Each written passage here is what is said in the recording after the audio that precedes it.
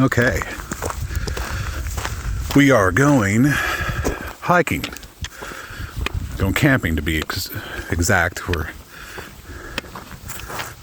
doing an overnight here at the Bell Mountain Wilderness, the Mark Twain National Forest. Starting at the parking lot. And we're going to hike our way up and around. And we're going to camp at the bottom, I think, where the water is. And Sariah is going to give a full night test to her new hammock. I'm so tempted to take this. Why? Because it's an E-brace. And it's a good one. Really missing that. Well, they're not missing it enough. Why don't you just grab it? Huh? Because it's wet and nasty. So you can throw it on the outside of your pack. Take it home, wash it. Maybe I'll grab it if it's still there on the way out. All right.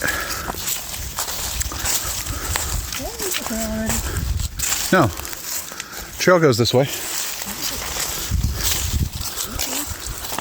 Yeah, it curves back this way and then it goes up. It's been a while since we've been here, actually. I know I shot a whole video of our trip here at one point. I don't remember if we camped in that video or not. Well, I'll let you go in front, because I sure can't see the trail here. Huh. Huh. Well, maybe you're right. All right, well, let's go back. Maybe we did. I thought it went over this way and then went up.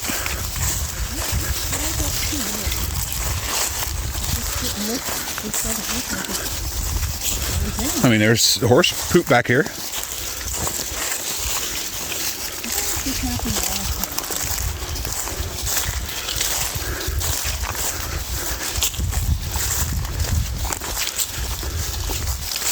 Well, there's a sign, a little post out there that says 50 yards pointing this way.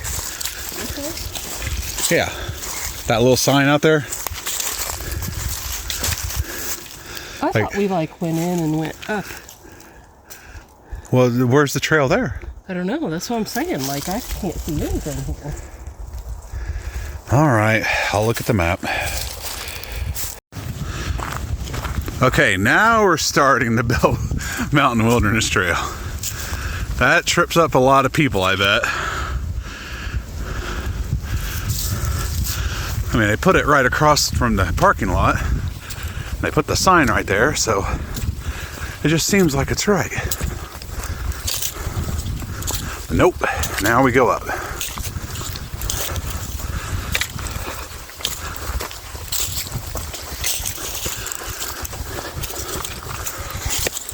The last time we were here, I'm struggling to remember if we camped, but it's been a while since I've actually rewatched that video. I know it's a popular one, but I'm not entirely sure what we did that trip. So I don't know if I'm going to be spending a whole lot of time taping this one. Because why do the same trail twice? And the answer to that question is the quality of the video would be much better this time. I wonder if I went super wide. Boom! Look at that. I could do that there.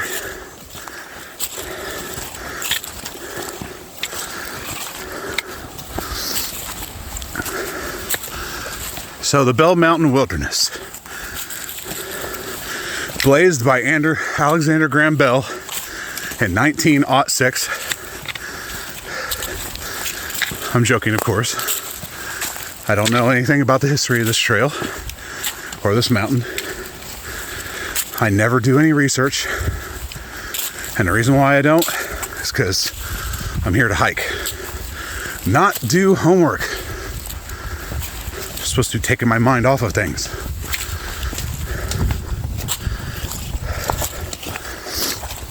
So I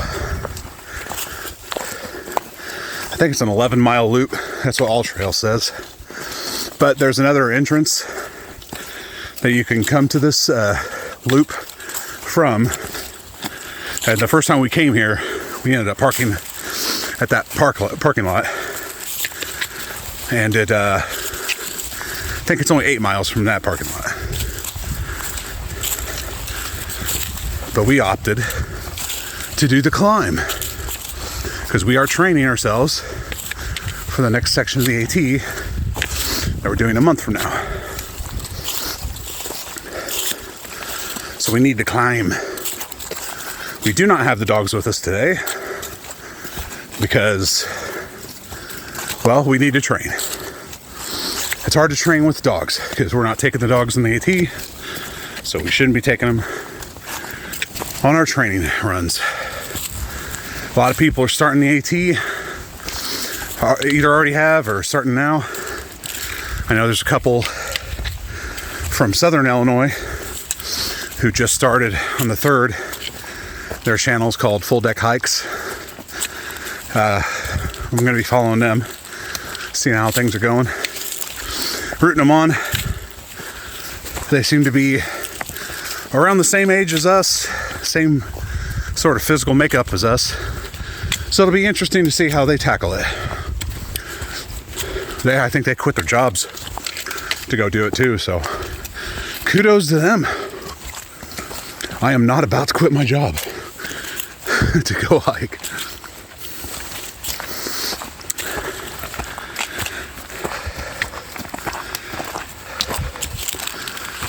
So as you can see, it's a little muddy, a little wet still. We had some rain throughout the week. So that'll be good for water source at least. Be able to pull good water. We got some running water right on the trail. Right down from where we're hiking.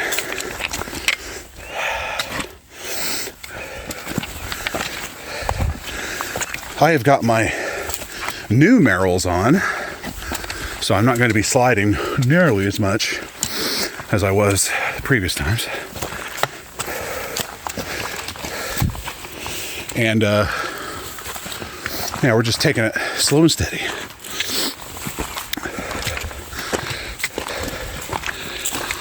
I'm doing this thing where I'm trying to get Sariah's, the trail name I gave Sariah to stick. So I'm just gonna put it out there. I call her, I say her trail name is New Shoes. I don't think she cares for it.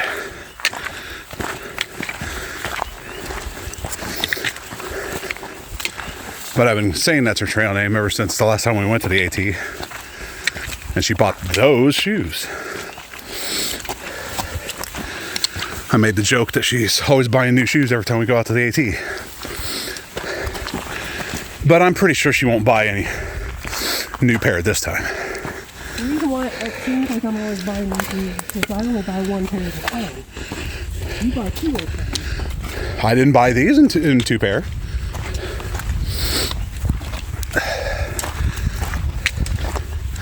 I stopped buying shoes in 2 pairs when the price got to about $150 a pair. Not to mention the last time I did it, I went like 2 years before ever putting on that other pair of shoes. It's like, why do it? I get it when I need it. But Sariah's old Solomon's arguably were still good. She only wears them for trail hiking. Huh? They have holes everywhere in them. Oh, they do? Yeah. Insoles. Oh yeah. If you all have big holes, so they can't get moisture. She's saying that the Solomon's had holes in the insoles. And that's probably true. I mean, it is true. And on the heel. I just always consider, I don't know, I wear mine until they're literally falling off my feet. or the tread on the bottom is worn down to just flat, or I catch a jagged rock and it rips the whole top of them off, like my one pair of Merrells. I try to very frugal with the whole shoe thing, but comfort is comfort out here, and you got to be comfortable. It's a very beautiful day to be doing this, but it's very cold. I think it's 43. It's going to get down to 30 or below tonight. But we are, well, I say we're prepared for that, but I forgot my heat socks. I forgot my long underwear. Luckily, I did forget my quilt and underquilt. So that's going to have to do most of the heavy lifting.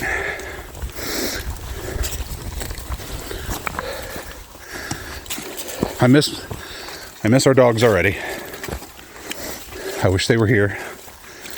I love Jesse and Luther. Luther was so sad to watch us drive away. He gets so excited at the prospect of going hiking.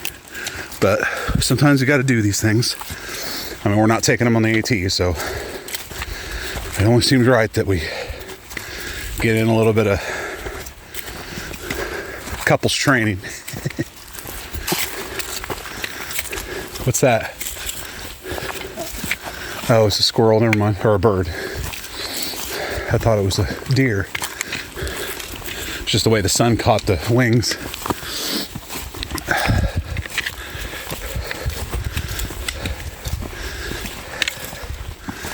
One of the times we came here, there was a father and son hunting out here with the scary AR-15. You know, the thing that everyone says you can't hunt with. This is Missouri, though. We come from Illinois. You can't there. You can't even own one anymore. Well, I mean, you can't buy one, but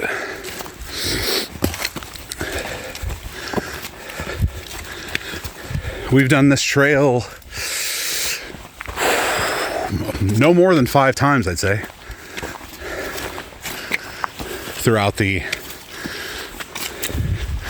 10 years we've been hiking. It's not officially 10 years yet, though. Won't be officially 10 years until August, I believe, or maybe October, one of those two. I can't remember. I know our first hike was New Salem. That's all I know. But I can't remember if it was October or if it was August. It had an awe sound to it. That's all I know.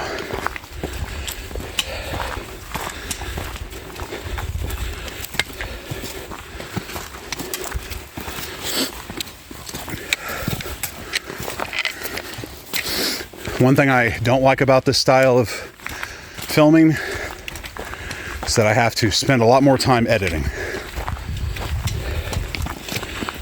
Because these raw footage dumps are just like, I have to go through it and listen to what I'm saying, cut around that. Before, I just turned the camera off and on whenever I had something poignant to say. But I missed so much of the trail doing that. I'm adopting this new way. And I don't know if it's any good, because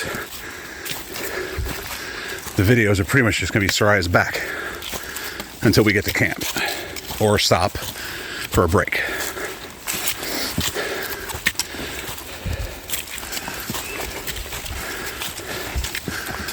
But you get to see the trail.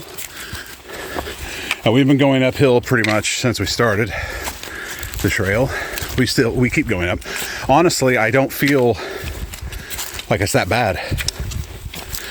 I normally hate this trail because I hate all trails where you like get out of your vehicle and immediately start climbing, and you climb for like, you know, a mile or two. But right now I don't feel too bad. I don't know how Sariah feels.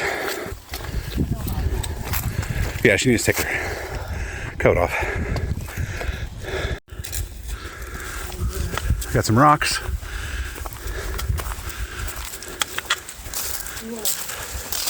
See if you can fish out my stuff. Just leave me. Well, you'll have to.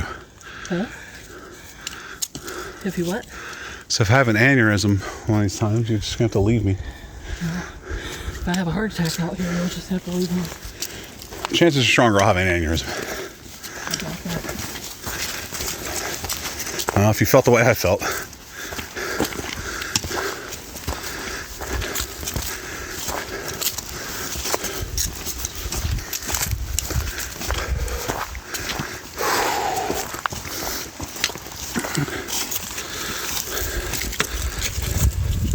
Somebody was out here last week and they posted to All Trails a review saying how muddy it was, so I was expecting it to be wet. I'm just glad it's not that wet.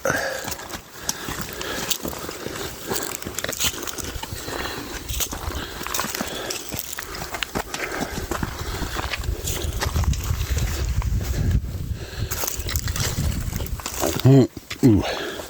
I've brought all the meals I'm taking with me on the AT on this trip, so I can have proper gauge of the weight of my pack. I think I'm taking, well, we didn't transfer any ballast, so I'm carrying both battery packs still. And I do think I'm going to ditch the fuel in my pack on that trip. I just always bring, yikes, a spare thing of fuel just in case, and a lighter, because it's all for naught if you don't have something to light with.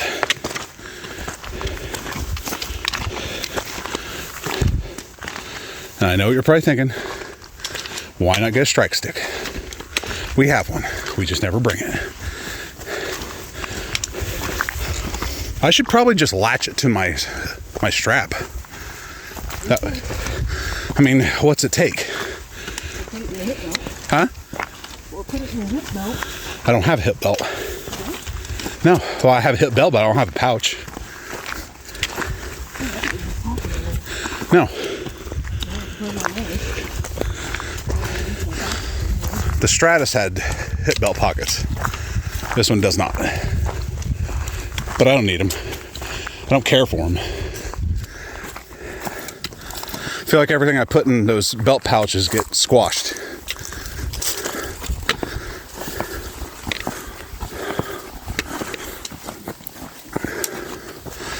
Now let me go ahead and take this up the way a bit and affix it to a tree, and then we'll walk by it. Huh? I don't see as much of it anymore, though. Some people still do it, but I think it is starting to go away. Because we're all hikers. I mean, we know what you had to do to get that shot.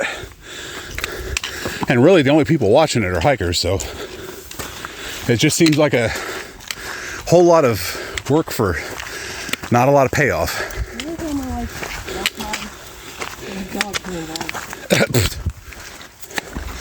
I don't mind walk by. Like, if I got ahead of you and then filmed you walking by, that would be fine. Yeah, that's different. It's usually one person doing it. Yeah, I know. That's like, why go up ahead, set up a camera, do your walk by, and then go back, put the camera down, and then do the same thing again. It's annoying. Well, we're also too lazy to do it.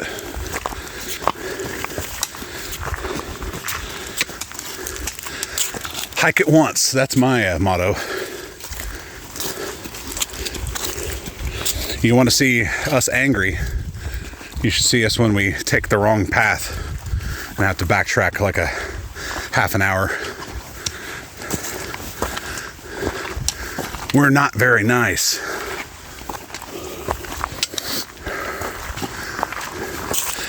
But we've done it a lot. Maybe not a half an hour. I think we've only done that once. Our memory serves. Where we've only gone off trail for like a half an hour. Maybe it was an hour. Which way? Oh shit, I don't know. Straight. Straight that way or straight that way? Straight this way. Yeah. At Council Bluff, when we went up to the campgrounds. That was more than half an hour though, wasn't it? Council Bluff, when we got off trail and went up to the campgrounds.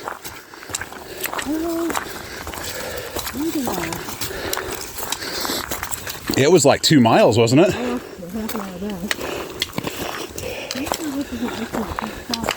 I don't know.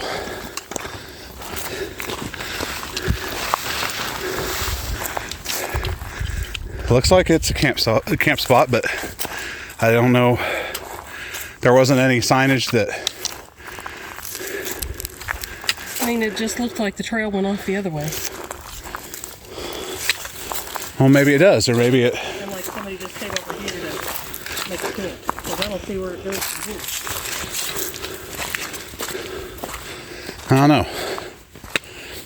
You know, I should learn to keep my mouth shut. Because I was just talking about getting off trail and having to backtrack and how it angers us. And now it looks like we've done that. I mean, it could go over here. I'm not sure. There's no signage. There's no blazes. Hold on. Okay. Speaking of the devil, we got off trail. But not for that long. So now we're making our way up still. We're only 3/4 of a mile in. So we're going to be going up for quite a bit longer.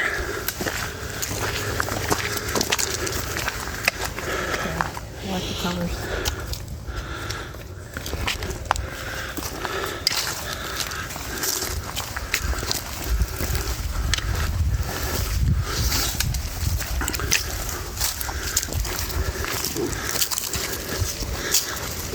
By that water spot where about all the done buildings being down there, the daffodils. Yeah.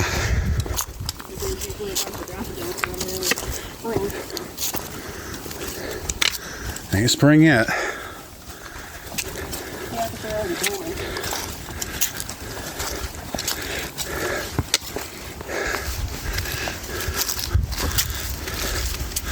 I'm trying to determine if my pack,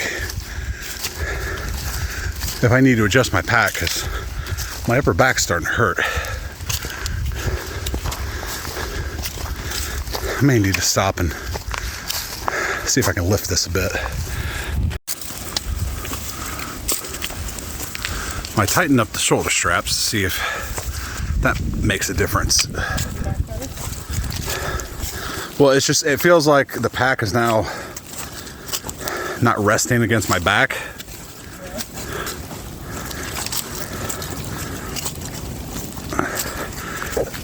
And it's kind of making me feel like I'm pulling my back, my upper back, my shoulders back to kind of compensate for the curve.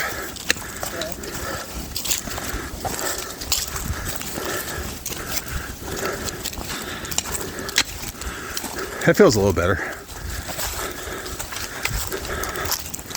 Sometimes I feel like this pack isn't tall enough for me.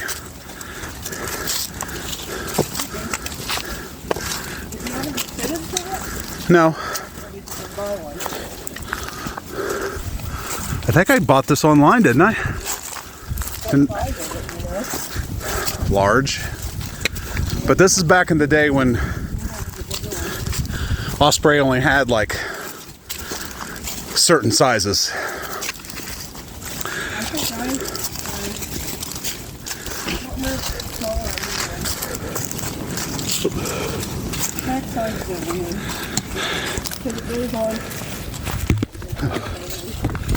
Sorry. My arm was resting on my handle for my trekking pole, and I thought it was resting on the thingy. Whatever it's called. Sariah. I want to make sure it wasn't, so I didn't end up inadvertently knocking it off my pack. That's the other thing. I decided that last time we went out the AT, the next time we went out the AT, I was going to bring the Sariah. So that's what I'm going to do. I'm going to try it, get it, because it's been a long time since I've used the Sariah. I'm going to bust it out this trip, see how it, get back in the swing of things. Maybe have Sariah do the Sawyer, since she'd be using the Sawyer. But we're going to take both anyway, just in the event that something happens with the Sariah. Gotta have a backup.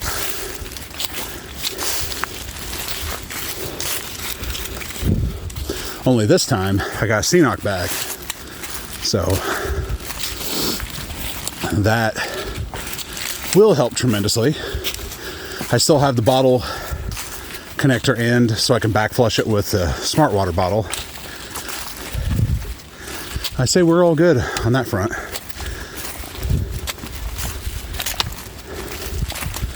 The only thing I'm debating now is getting a new tarp.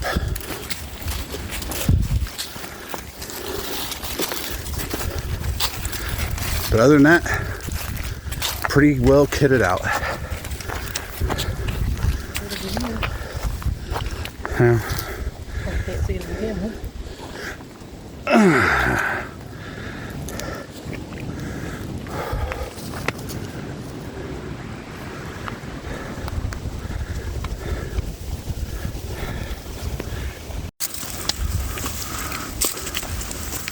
I tighten up the shoulder straps to see if that makes a difference.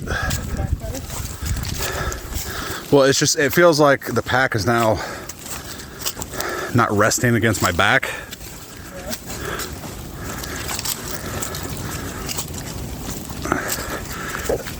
And it's kind of making me feel like I'm pulling my back, my upper back, my shoulders back to kind of compensate for the curve.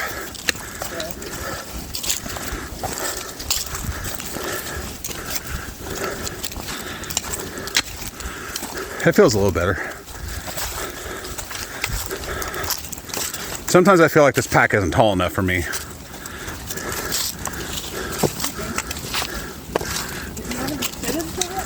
No. I think I bought this online, didn't I? Large. But this is back in the day when Osprey only had like certain sizes.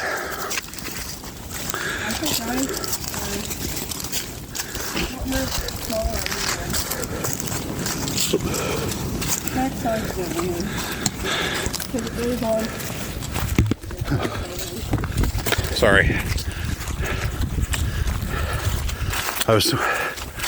My arm was resting on my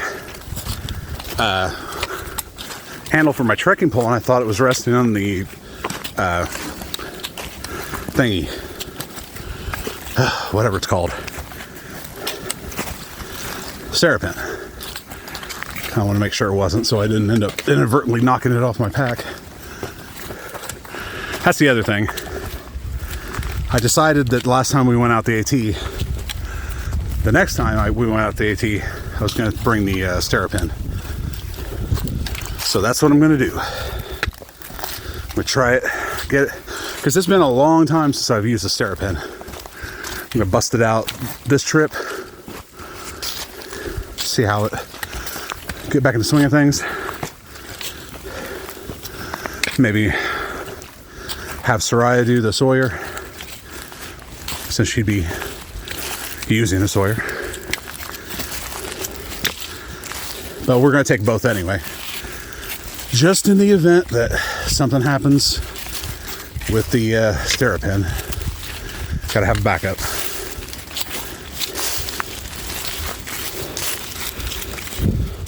Only this time, I got a CNOC bag. So that will help tremendously. I still have the bottle connector end so I can back flush it with a smart water bottle. I say we're all good on that front.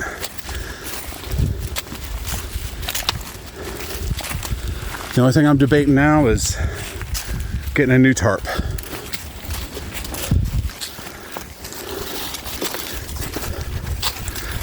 But other than that, pretty well kitted out. Yeah. I can't see it again,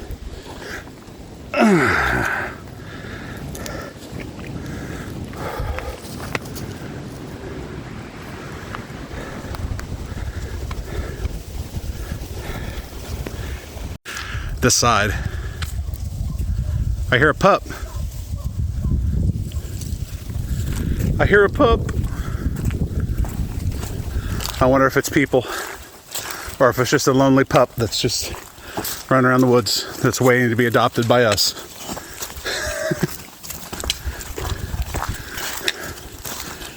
Do you want me to call out to it? We're here for you.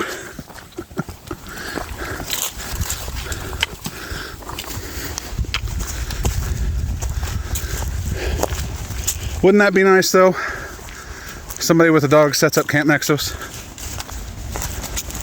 That'd make me happy. As long as it didn't bark at us all night.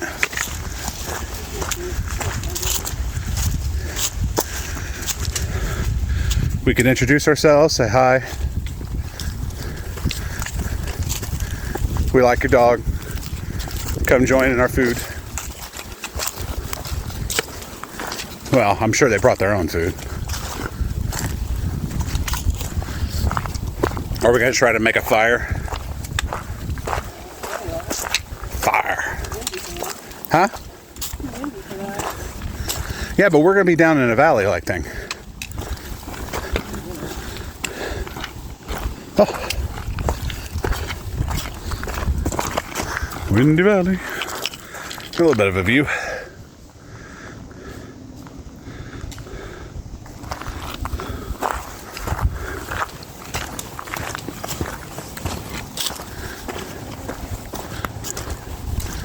The last time we came here, we did not do much hiking.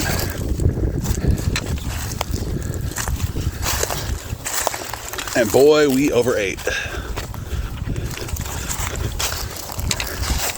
Because there's this place. There's two places we like to go to when we're down here.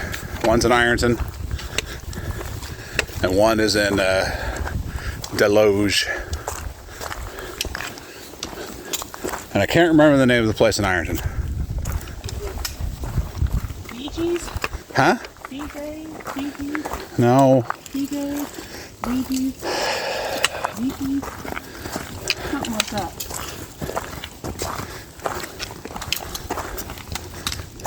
I thought it was Bobby Joe's. No, BJ. Not BJ. I know it wasn't BJ. BJ. Or Bailey Joe, or something like that. It's a barbecue place. And then Deloge or whatever you call it is Licks, the greatest custard shop on the planet Earth. And we will be hitting it on our way home because we drove past Deloge to get here. Didn't drive past Ironton though. That's okay. We don't need both. And if I had to choose, I'm going Licks every time. Oh.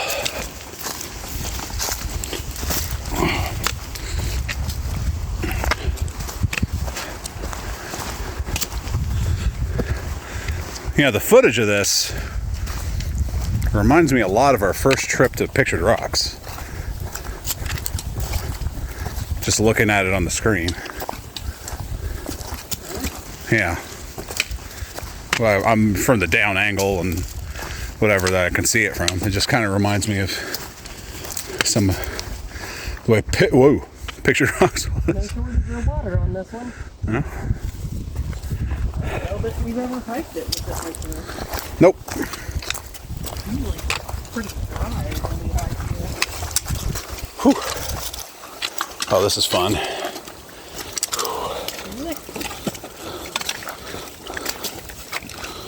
Oh, well, I haven't submerged yet, but I decide this is the trip I'm going to wear my non-waterproof shoes.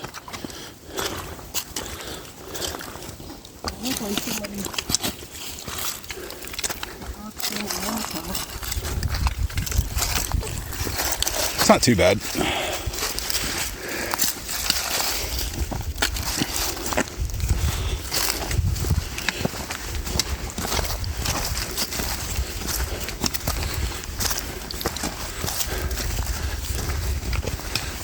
Sariah wants to shout out Peaks for Pounds.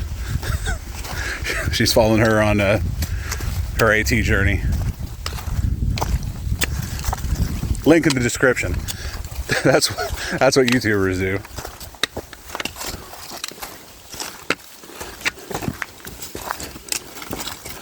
I don't know much about her. I don't follow a lot of people on their through hikes. I'm gonna follow the Illinois couple though, just because they're from Southern Illinois. I got to. They're representing. I got to show support.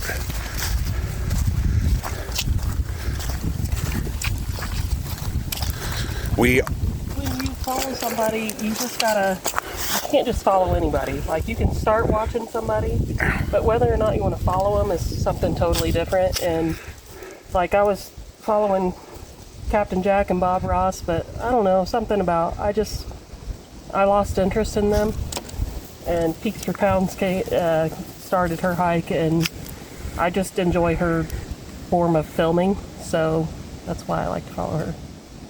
But it seems like that full deck hikes is going to be a good one to follow too, so I'll probably follow them too. Maybe. I mean, outside of their AT prep videos, I haven't really seen much of what they do. Oh! I think they just started the channel for their AT through hike though.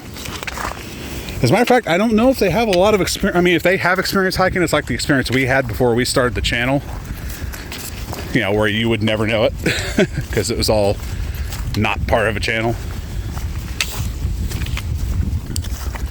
Yeah, we didn't just start hiking 6 years ago or 7 years ago or whatever. We started before that, slightly before. But that was where the majority of our hiking took place, was before we started rolling the camera. I mean, geesh. When we came to Bell Mountain and taped it, we'd already been to Bell Mountain at least twice before then.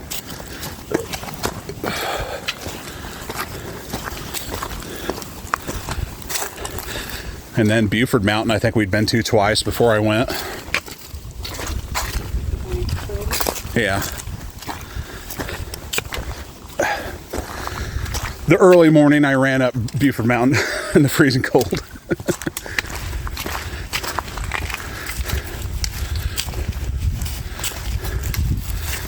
Yes, and I'm totally aware of the fact that my early videos are annoying. But you got to start somewhere.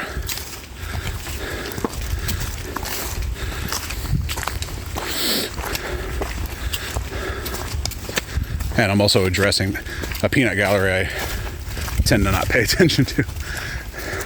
Anyone who has followed our channel from early on knows I don't respond to comments because I never check comments because I just post the videos and then we move on. Oh! I'm gonna go in. Oh, lost my balance. I've been trying to be more attentive to the commenters this time around, but I don't know.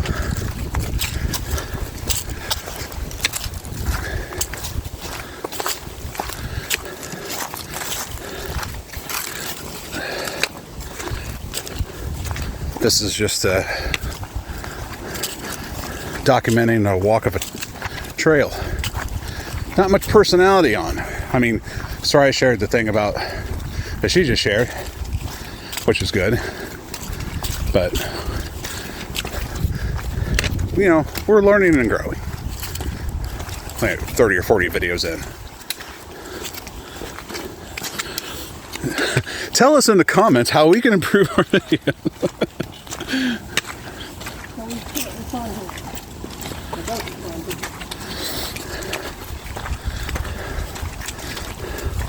Like, comment, and subscribe for more walking action.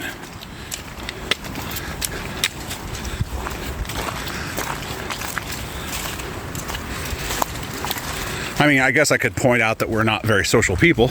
Whoops. So we don't do group hikes. We lurk forums. We don't contribute much. We like to do our own thing. That's what we think all of this is supposed to be. It's our time away from everything. It's not a social gathering for us. Not that we're not talking to people when we are around people. Just ask anyone who's had the misfortune of camping next to us.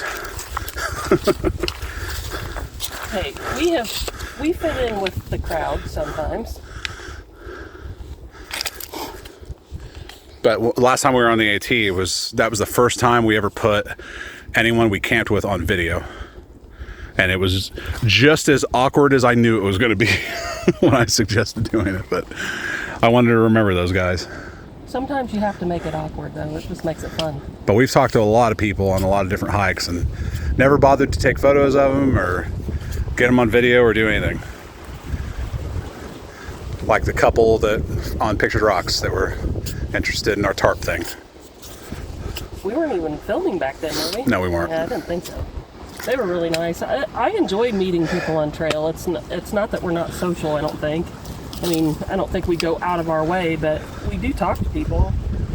And it's fun. It's fun meeting people on trail, especially when you hike similar pace, because it's really fun to get to trail at the end of the day and either greet people that you already know or congratulate people as they make it to camp that are behind you. It's just fun. We got some serious wind action going. I hope that's not messing the audio up. It feels nice out here, though. You know, I also think I'm covering the microphone. Sometimes I wonder why the audio quality like changes drastically in video. I think it's because it's literally laying on my palm. I don't know. Oh well. Edit. Voiceover. We can go. Sure. Enough of the sights. Who hikes to see stuff? I am going to have to stop here for a second.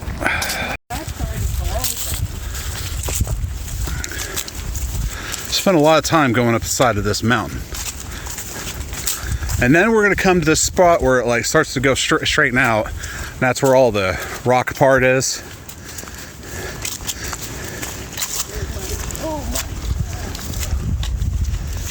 Yep. Oh no! Yeah, I got a little bit of a mudslide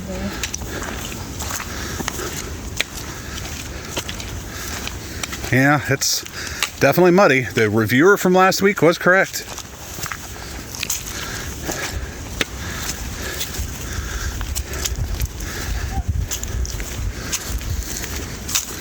I think that if I met someone out on a hike who watched our videos, I'd be horribly embarrassed. I like the idea of like thinking, you know, just doing this and thinking nobody watches it. That way it's just like a journal of what we do. It becomes clear to me that everyone on the planet can watch this. When people are like, I watched your videos, like, oh, I was at Sean's yesterday and he was scrolling through his videos and boom, the last video I uploaded popped up. I'm like, oh no.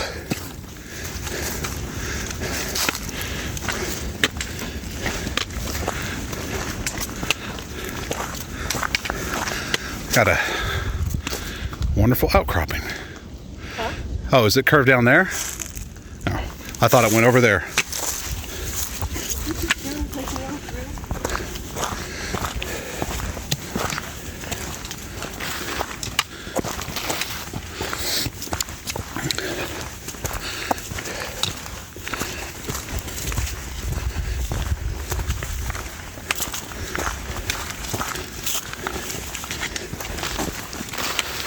What I realized from the last video is that if you want to do a lot of talking, I'm going to have to mic you up. Yeah,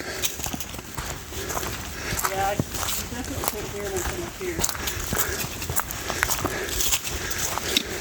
I guess I could take my own video. Well, or you could turn around when you talk. Turn your head. But then I'd be stopping all the time. Hey, just turn your head. Hey, how's it going? This is John turning his head. That sort of thing. If I was running one of the cameras from work, I could run lavs. Then it'd be really wacky.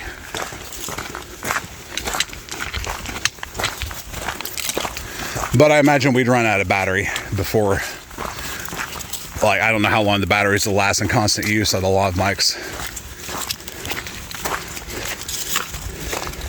But you know what you could do?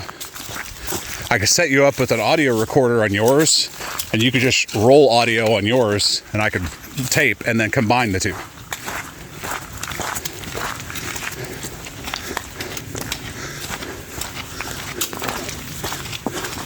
We'll have to consider that. Yeah. Especially if I'm going to do it in this format where I'm just following you. I don't know, I feel like I don't often have a lot to say. Well, let's get the criticisms out of the way. You watched the last video. What did you think?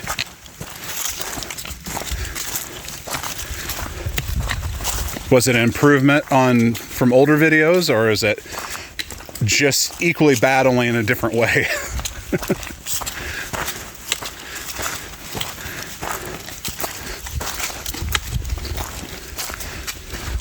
I'm asking you. Oh, I didn't watch the last video. I thought you did. No. Well, you just commented on how you couldn't hear yourself. Yeah, because you were editing it while I walked in. Oh. See, I can't even get her to watch the videos. That's all I see. I didn't know you did. Yeah, it's already up. It's been up. I just told you Sean had it up on his. I don't know which one you're talking about. Yeah, the last one. I'll watch it. Watch it tonight. Oh, that's a nice thing. It's only got 32 views. I like that it's a little bit of a waterfall there. Yep. Beautiful. Yeah,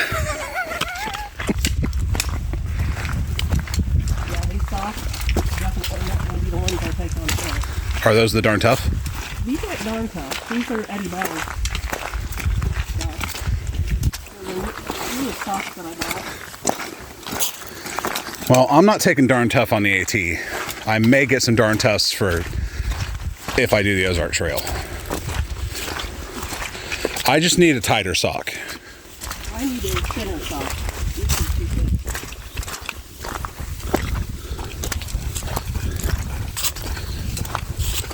thick. And a moisture wicking one. I feel like I'm looking up one.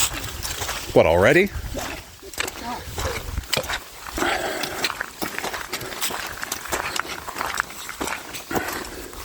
Where to find out more?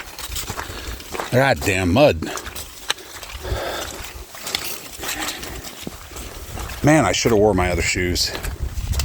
The only downside to those is that they don't have the same traction, but they are waterproof. No, not proof, but water resistant. But my feet aren't wet. They haven't gotten wet yet. Whoa.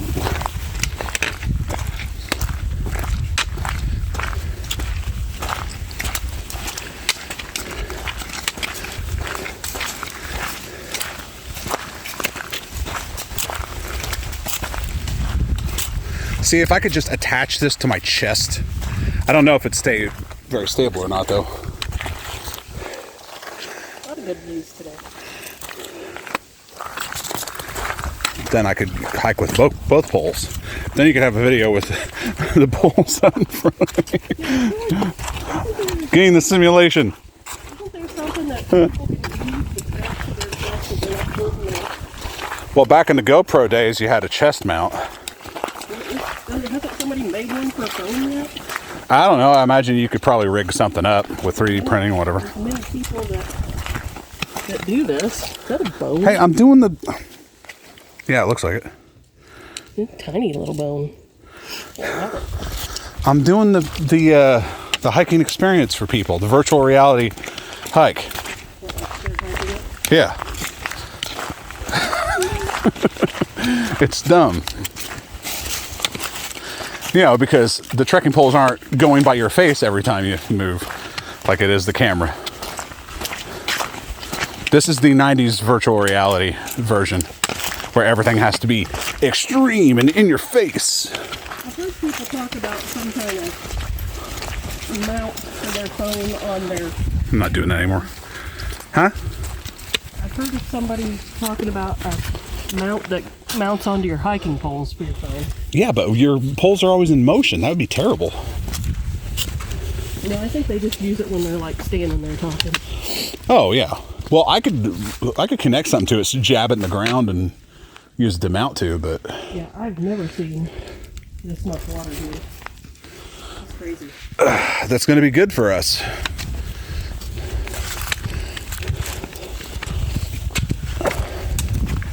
It's going to be real good for us pulling water. As opposed to the last AT trip and the whole river to river trip for me. And basically all of last fall. I prefer lots of water to no water.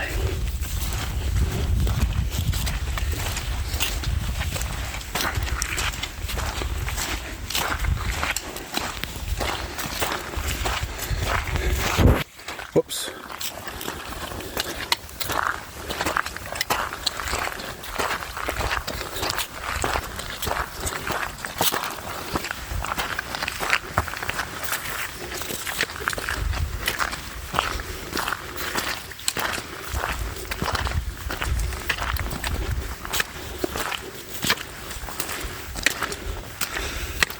You know, that's something we could pioneer. I don't think anybody else does. Or maybe they do. I don't know. Well, gamers, video game, Twitch channels and YouTube channels, there's a whole classification of them called Let's Play. Where you're basically just watching somebody play a game. Mm-hmm. And they vary from type to type. But there's a lot of them where it's just somebody playing the game and you don't hear them talk at all. And it's just like, you know, you're experiencing them playing the game. Yeah. What if we just taped our hikes and didn't say anything? There's already people that do that. That's annoying. Oh, that's what I'm saying. If it's a niche market, we could pioneer it. But There's people that do that. But you'd be amazed. Some people just like to put something on and have it going. Kind of like those people that do the bushcraft that don't talk. Yeah. It's kind of annoying. But they also put dumb music on it. Bushcraft music? Some of them. Yeah, nothing that I watched. Well, yeah, you mean you're not talking about bushcraft. You're talking about those people who go out and like build all their tools and then construct stuff like with whatever they have in the environment. Like, what do you call it? Like caveman. Bushcraft is. That's what bushcraft is. No, bushcraft can mean a lot of different things. But I'm talking about the ones like the guy will go out and he's like only wearing like a Speedo or some shit or some shorts and he's out there crafting his own tools and. I don't watch anything like that. Bushcraft is where like Matthew Pose's bushcraft. Yeah, what I'm talking about is the guys who go out there and like literally forge their own tools. They'll sharpen like stones into like cutting devices and then like create other things. Then they'll build kilns and then they'll make clay and then they'll fucking they'll fire up the clay They'll make brick. They'll make bigger stuff. They'll make little crucibles. I mean, they're crazy. They're crazy people.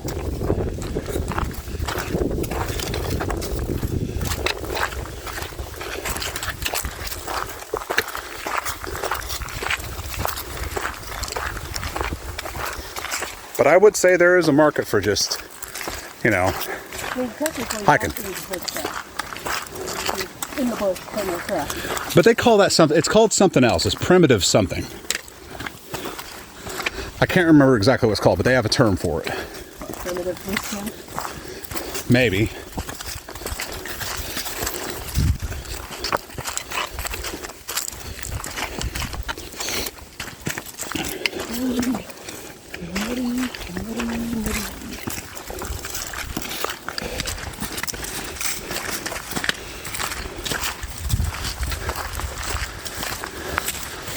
Well, I guess I could just take all the parts where I'm not talking, edit those together, and upload that into a video and see how it plays.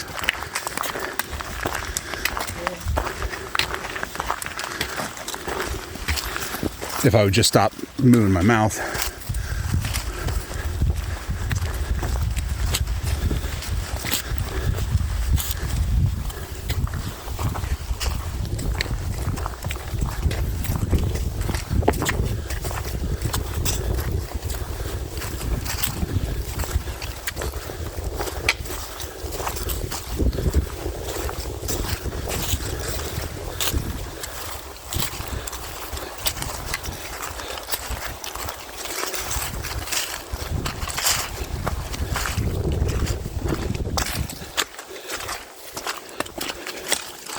Oh man, flowing water.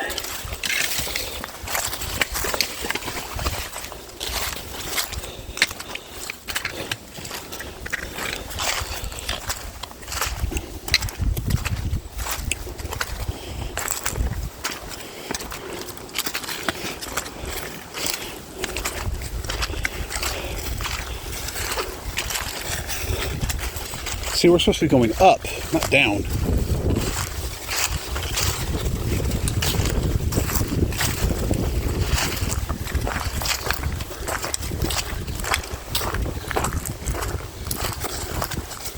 I'll tell you, it is a lot nicer coming out without the dogs pulling us.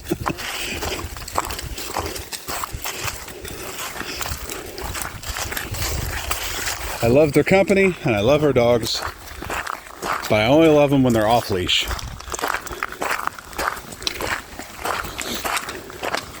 On leash, they can stay at home.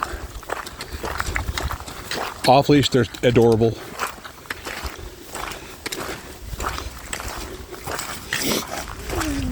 And that's, yeah. I'm gonna come over here. Oh, it's not much better over here. I feel like we're being followed, but I don't know. I keep hearing things.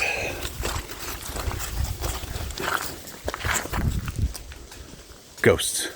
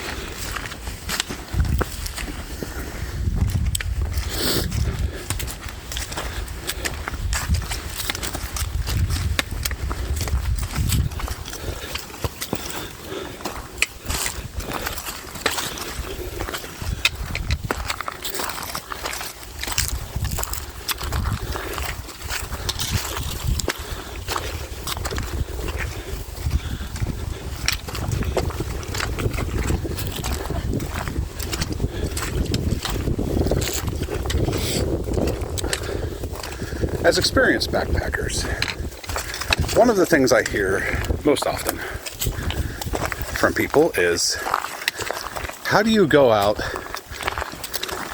and stay the night in the woods without some kind of protection? And my answer is always the same. Protection from what? And they're like, animals. You know, I don't know why they always say bear. They always say bear. I'm like, we've been hiking for 10 years. I've never seen a bear on trail.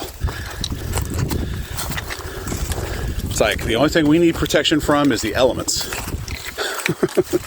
That's the thing that's going to kill us before any animals do.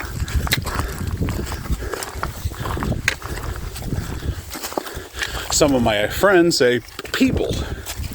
It's like, well, I mean, I've been taping almost this entire time, and how many people we come across? Like, I guess everyone just sort of assumes that this is like these sort of things are heavily trafficked and everybody's out doing it. Nope. You rarely run into people. And when you run into them, they usually look exactly like you. Big packs on their back, sometimes trekking poles in their hand, and they're focused on getting up or down the hill just like you. So I always kind of laugh at that question, because I guess it's just a product of, you know, lay ignorance and the assumptions that people have about what this is, what it represents. I mean, I'm not going to deny the fact that there's been some nights that deer have gotten very, very close to my hammock, and it has freaked me out. And there have been some times where we wake up to the screams of a female cougar. But I would say overall, we've never had anything threaten us. The most threatening thing I think that we've experienced are Banana ground squirrel and pictured rocks through a hole in my backpack. that or deer chuffing at us. That's about it. Get a lot of deer chuffing.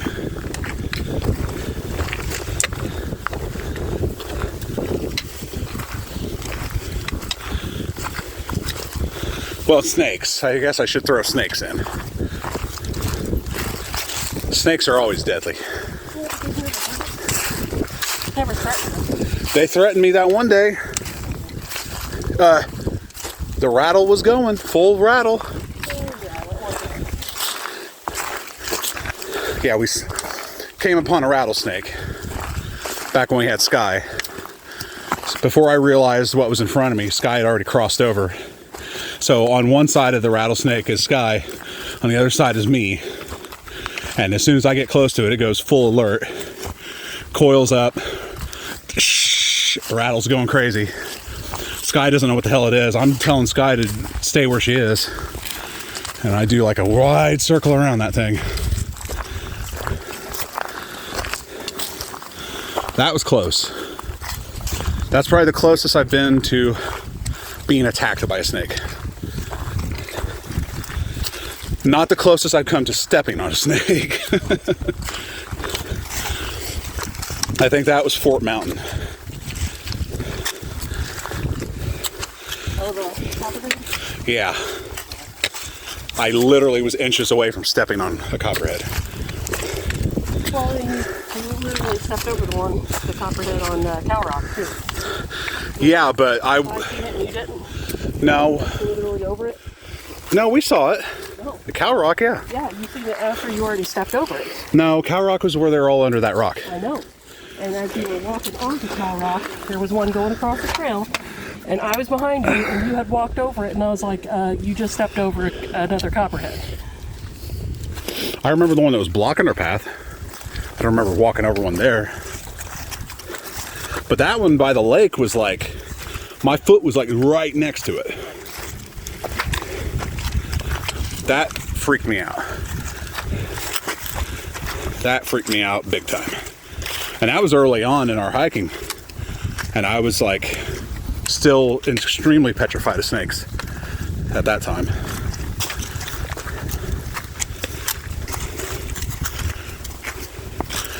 Not to say they don't still scare me, but at least I don't see one and run like half a mile.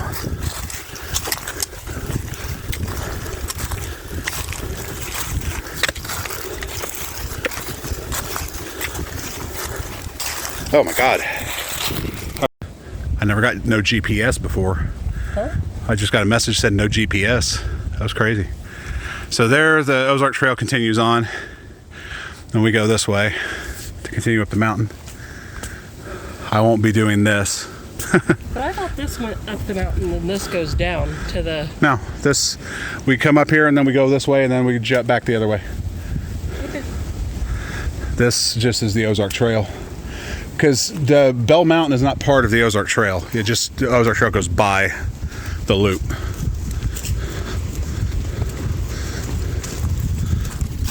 Like we were just on the Ozark Trail.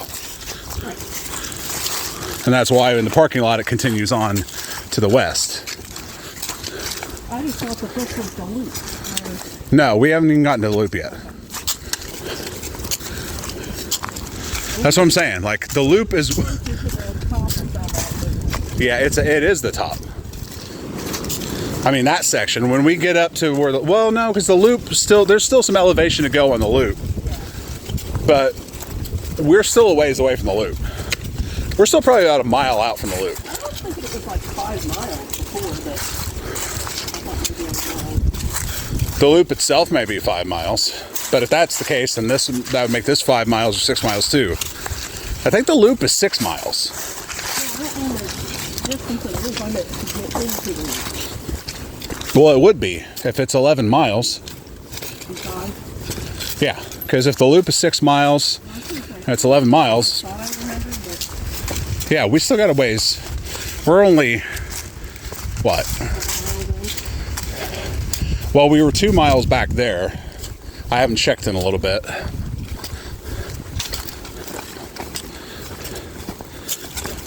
So I'm not entirely sure. Of course, I don't know. We've been out here before. Is it Missouri miles or is it normal people miles?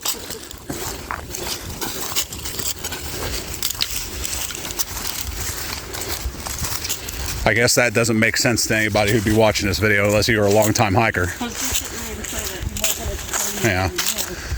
Like when we started hiking 10 years ago, they had all these mileage charts or mileage signs on all these trails down here that were just completely wrong. The mileage, and I think they were in the process even at that time of taking them down. But we noticed it when we were hiking, like it was showing like, you know, like you'd be making killer miles. Like, wow, we just hiked 4 miles and in 1 hour. It's like, no, that's not possible. I mean, it is possible, but not for us. Yeah, their mileage was a little bit shy of what it should have been. So that's when we were hiking Tom Sock. It said 13 miles. We weren't even sure if it was actually 13 miles or if it was more like 15 or 16 miles because of how off those mileage signs were. And they've since taken them all down. They've been down for a long time now. But that was back in the days before we started filming our escapades. Probably because of reroutes and stuff like that, I imagine. Well, I think it's because of GPS. I think before they were just doing mileage based on like odometers and shit like that. I think once they started actually doing GPS accurate topographical maps, they became aware of the true mileage. Because I think they were just, I don't know if they were doing that or that maybe they're just looking at a map and drawing a line. Or reusing one of those map wheel things. Like that doesn't account for topography and topology and the rise and fall of the land, which is going to add distance. Like yeah, on a map, that stuff is a lot closer when it's flat. Oh, I really don't think I think I deleted all that stuff I downloaded from YouTube.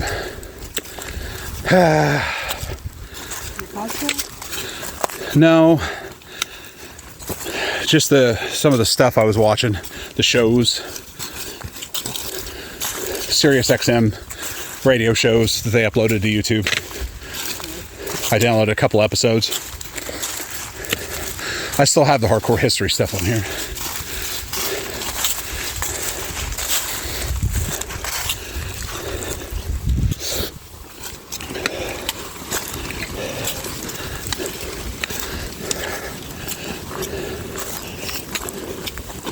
But that's another idea, in case you were wondering. Like, you could download stuff from YouTube to your phone and then be able to watch it when we have no service when we're out on trail. Yeah, but the problem is our battery dies so fast. So I think that's a good idea for me. Well, that's because you have so many apps chewing up your battery. I told you need to reset your phone and get rid of a lot of that junk. Like, you still have Live 360 on your phone, right? Probably. I'll re-download that if I do the Ozark Trail. But I'm not going to keep it on my phone because it's such a battery hog. Yeah, this is that section I was talking about.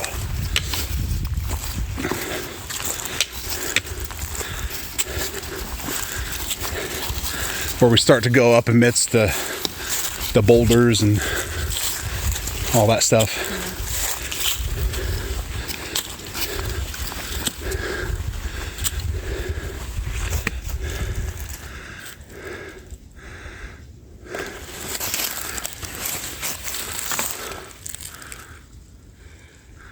Well, there you go. About 2.5.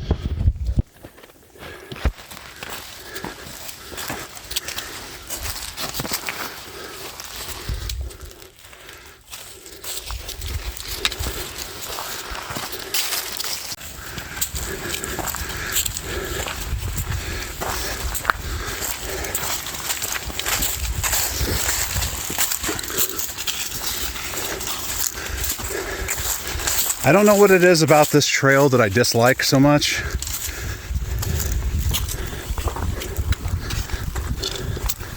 But then again, it's been so long ago since we were here, and a lot of my opinions of these trails we've done are from, like, 6-7 years ago. So, and as crazy as it is to say I'm in much better physical shape at 47 than I was at 40, that seems to be the case, because a lot of the stuff that I struggled with back then, I don't really struggle with anymore.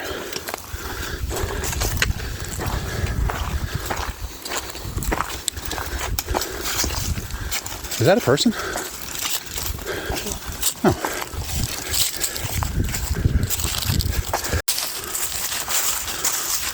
Okay, we still haven't made it to the loop yet. We passed a few hikers.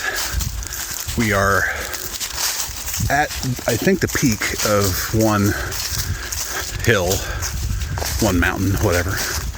I don't think we're definitely not at the camping summit, I don't believe, because there's more of a bluff view from there. I think we kind of plateau here a little bit, go back down, and then go back up to the summit of Bell Mountain, if memory serves. I could be wrong. I just know that there was a reason before I hated this trail, and I think that was the reason why. Because it gives you a false sense of hope. Back when this was a struggle. I'm not trying to sound cocky, but I can't help it. I mean, it's like, it's just amazing how much different this experience has been today versus in the past. Especially coming up this side That always took it out of me.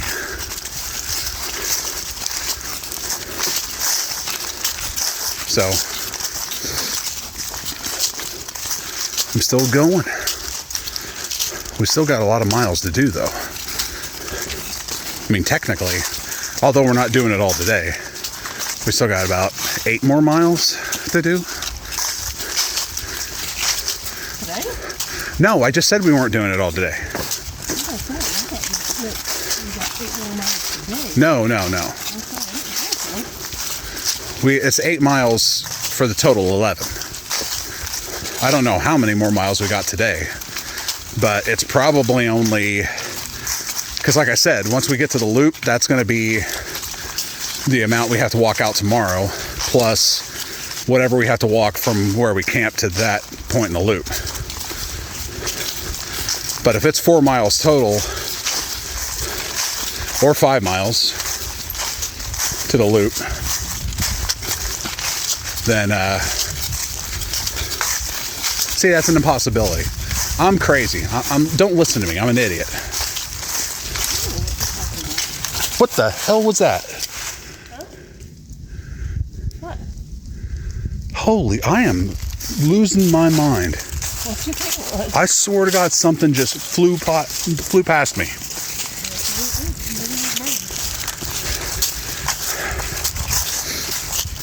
Jeez, that freaked me out. Maybe I got it on video without realizing it. But yeah, it ain't 5 miles because it's an 11-mile loop.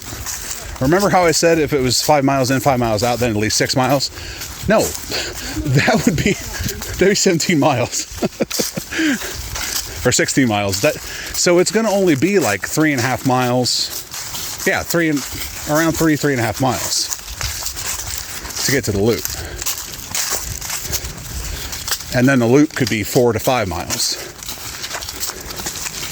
Yeah. Making sense of it as I go. So maybe we are on the summit. I don't know. We haven't really gotten to the loop yet. I guess I could check the map again. I'll check the map again. Okay, so I was right. It is 3 miles to the loop because we're coming up on the loop here momentarily. And then it'll be a 5-mile loop. So we're going to go around the left side and go counterclockwise around the loop. So we're going to go by all the campgrounds at the top at the summit, then make our way down to the creek, and then we're going to camp down there. But still, I mean, even if it is 4 miles, that's still only 2 hours. And what did I say it was? 150? So that's not terrible. We'll get there plenty of time before sundown.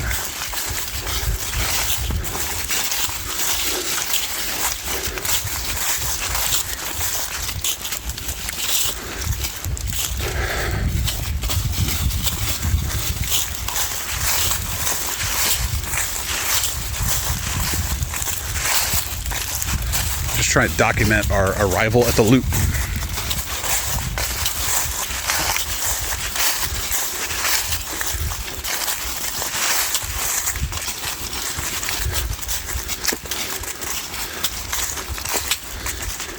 I like the All Trails thing though, because it'll tell you, you know, how long you've been hiking, how many miles you've hiked, hiking speed, and a bunch of other information.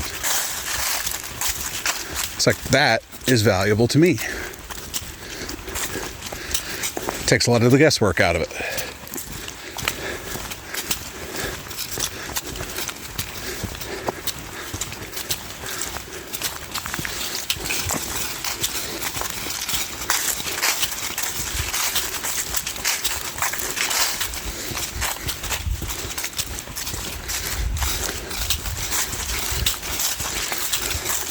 I don't know if I'm going to tape you setting up your hammock, or you think that's valuable information? Sure.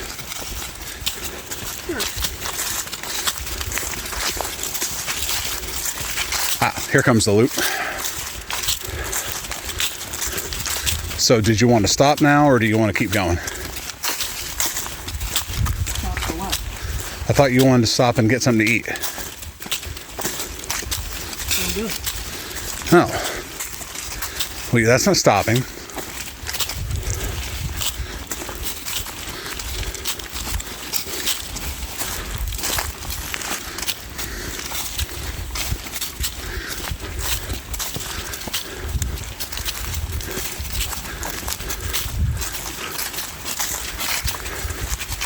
I mean, I suppose we could go left and go straight to the campsite, but that puts us there pretty damn quick. Or maybe it's half the distance. I don't know. Maybe it's 2.5 either way. But we're at the loop.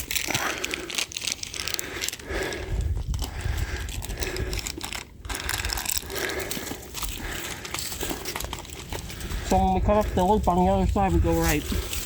Right. But that means tomorrow that's our uphill. Mm-hmm.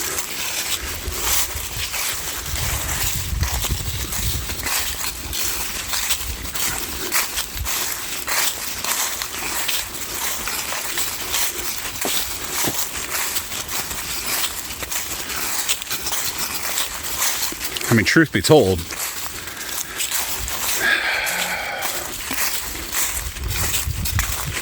I don't know.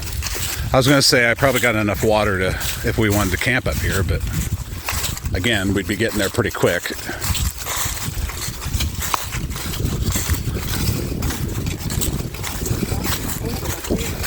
Oh yeah.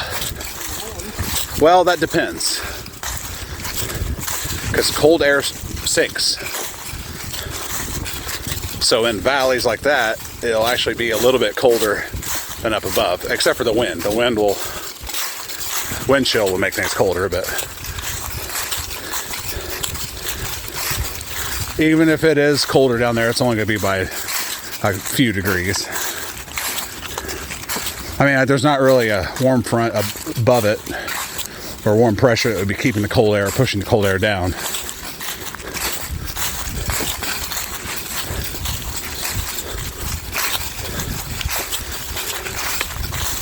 It's all cold.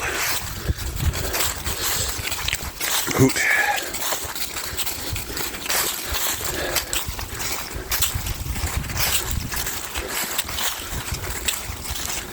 Oh.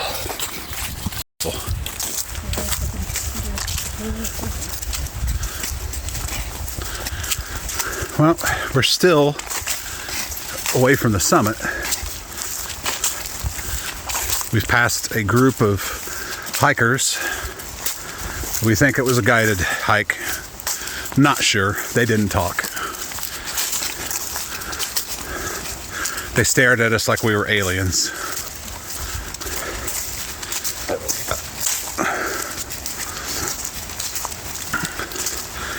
So the guys that were behind us that we met a while back, they disappeared. So we don't know what's up there. They're probably going clockwise on the loop, maybe. But we are going around counterclockwise.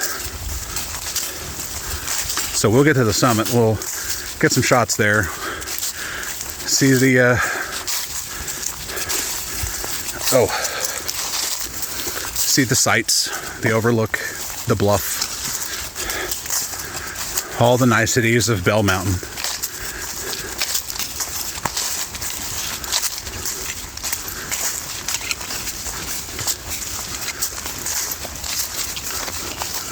This isn't the greatest time of year to showcase Bell Mountain, but it's still a decent hike.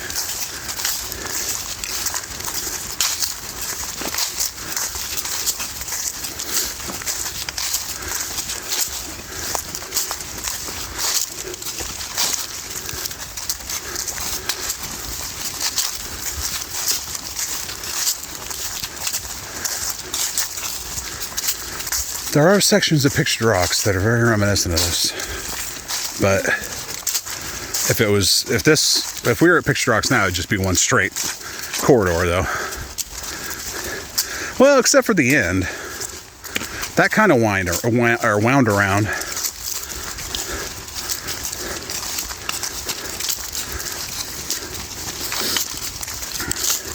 Once we got closer to name of town, Munising, that's when it started turning into, what was it? Snow speeder, listen to me. A snowmobile track. Bunch of snowmobile paths. 2-track, yeah. Definitely not snow speeder.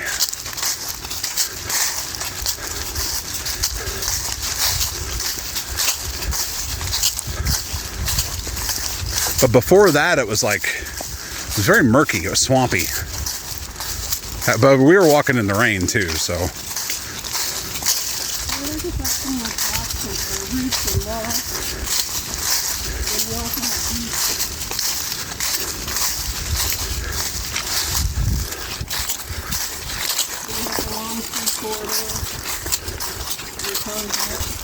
Huh? Yeah, that's what I was saying.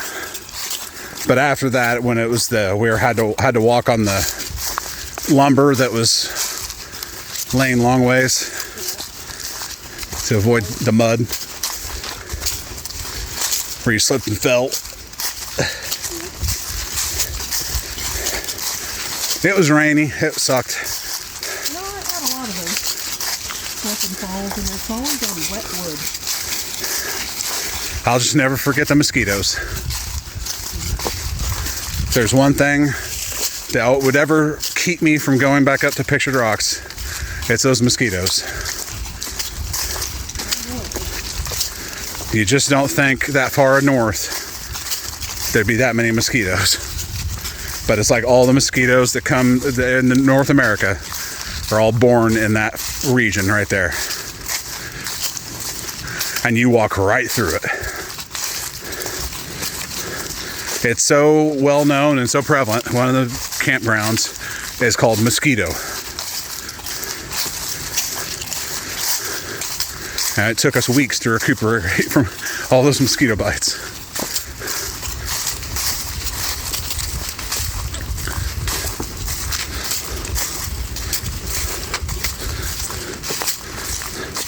So I guess we have been attacked by things. Mosquitoes go around. Horse flies.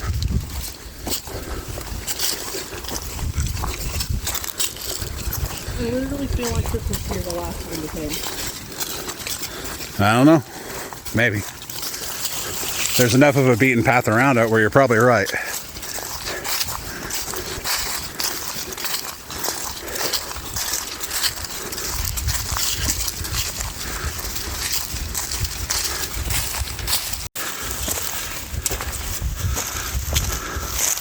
We are once again climbing.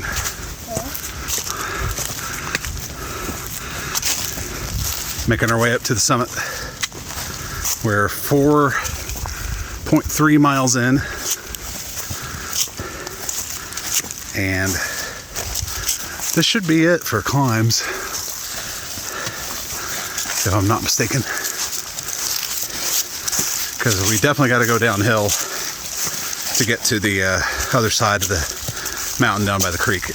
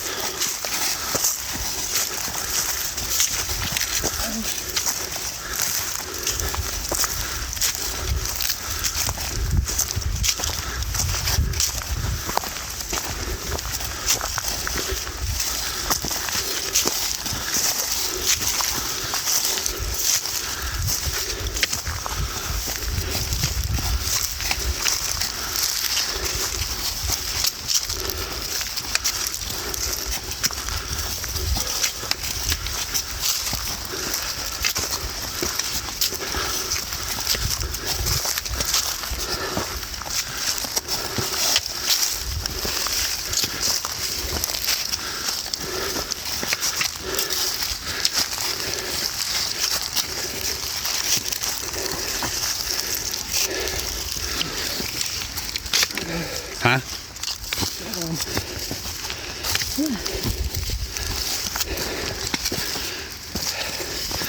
If anyone knows how Sariah can improve her uphill strength training, leave it in the comments below.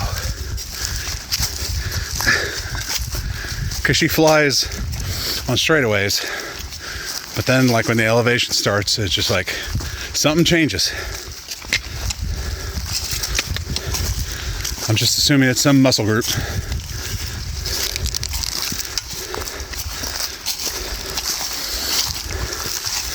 I'm kind of like not the opposite, but I'm like, to me, there's not really much of a difference in uphill and straightaway. That's not exactly true, but I definitely don't fly on straightaways the way she does.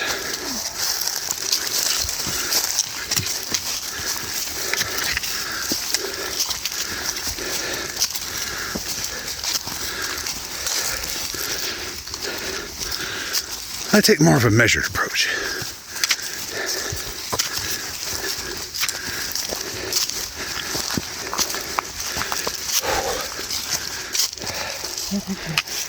All right. Well, we are at the summit. We're continuing on our trek around. I wish I could go over to the bluff and get a shot, but I've already done that.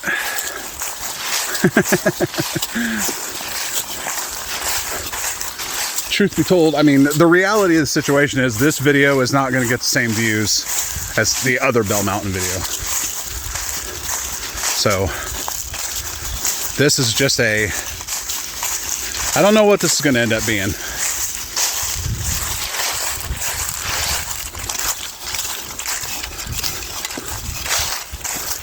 Just a test really of our setting up hammocks, setting up our camp, going through the motions with a little bit of Bell Mountain thrown in for good measure. Because seriously, it will get nowhere near as many views.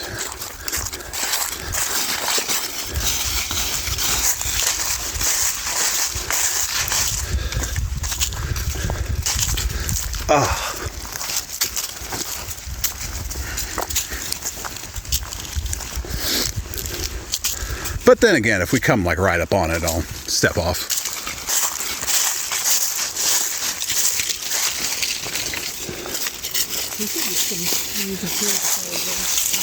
What? We should get a little bit of a view before we head down it here.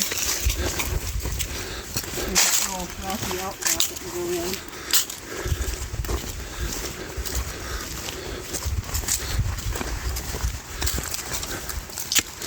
Some horseshoe prints.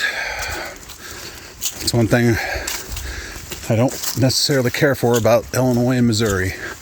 Most of your trails are combined horse trail, hiking trails. Not the greatest. Oh, there's some people up here already.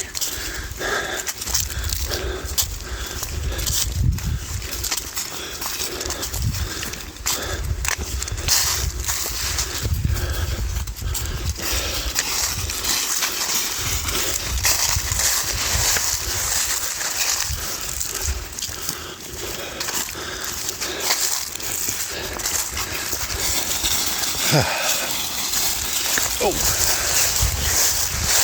nice and treacherous. Oh.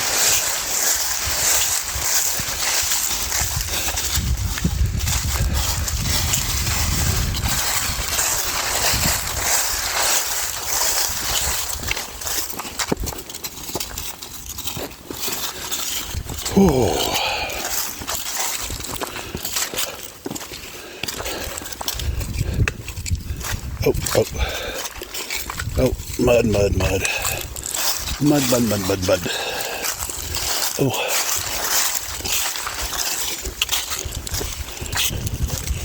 I wonder if those people from before are the ones camping up here and they were just slack packing.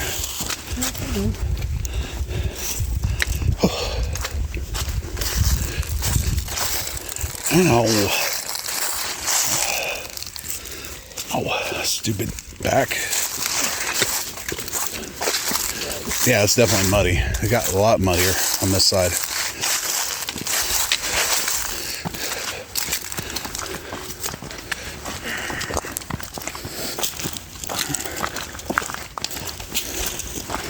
A lot muddier.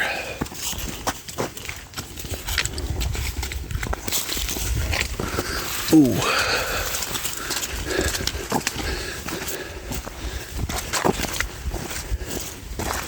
I'm actually surprised that there's that many people up here this weekend with as cold as it's going to get. But this is Bell Mountain. It's more popular than some of the other places we go.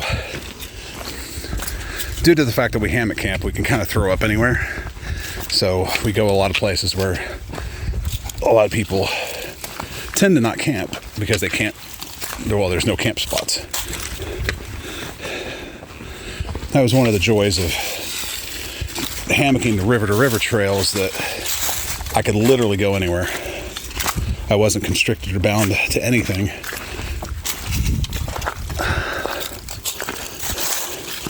Well, except for private property. And properly distanced trees, yes. Oh. Oh. I'm starting to get the burn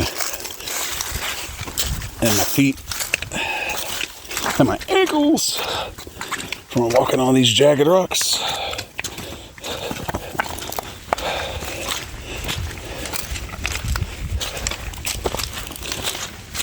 Oh.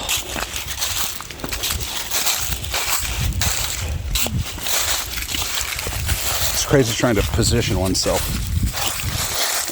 Just one trekking pole and trying to keep a balanced camera. Oh. Oh.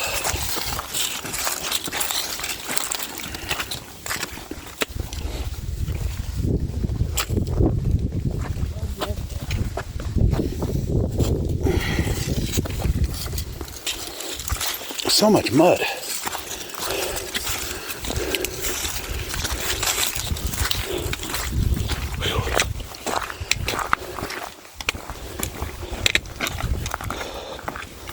I always think back, we start getting in sections like this. I always think back to our Tom Sawyer hike and that pit bull that just came up on us. The pig hunting dog.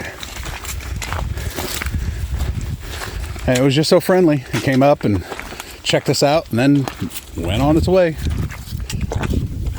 I was like, it took my mind off of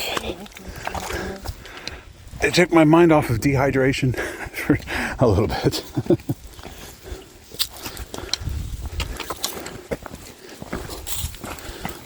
I always love unexpected dog visits.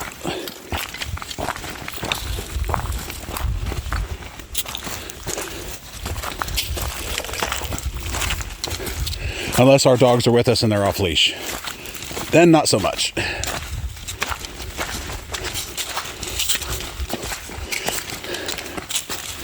Ooh.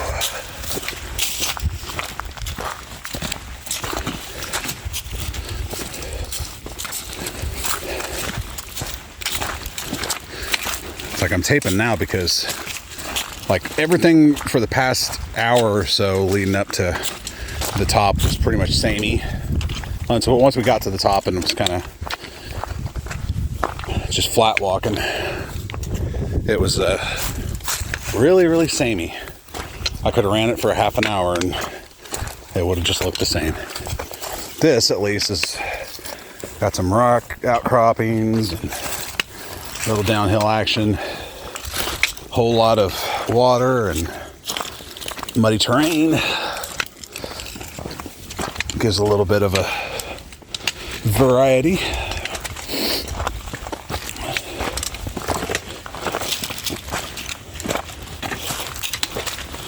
But once it starts looking samey again, I'll kill it. At least until we get to where we're going to camp.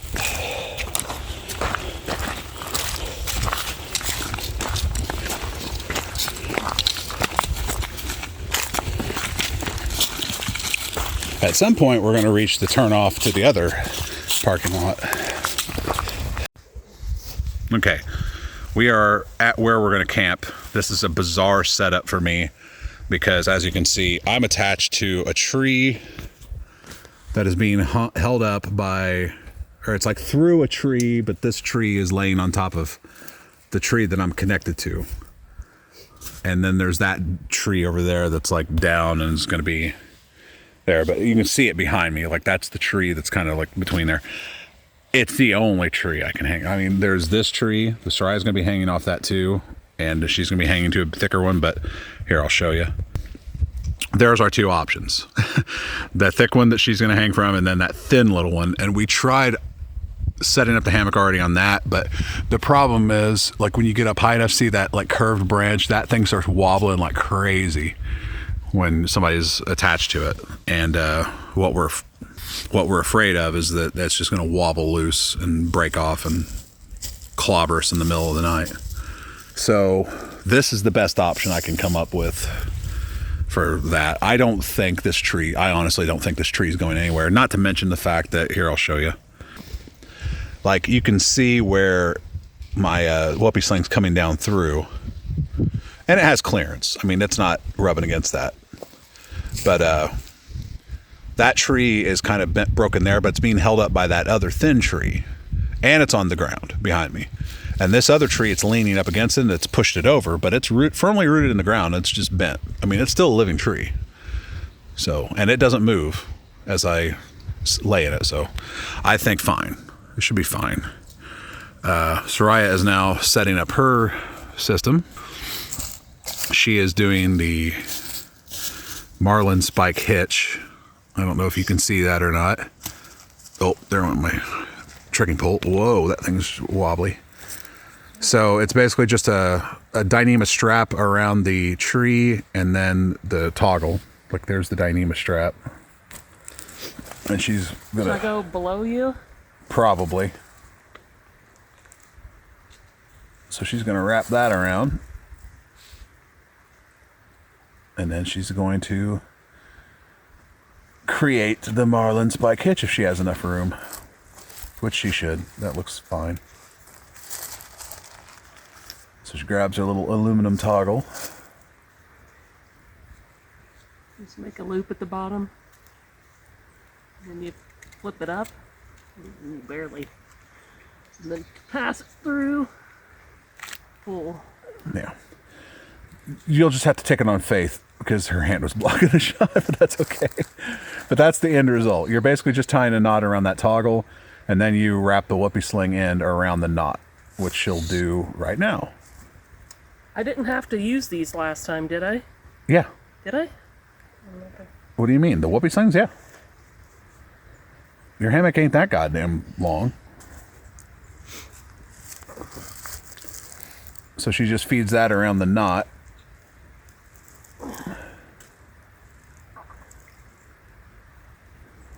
Let's see how she chooses to do it. Up or over. She's going over.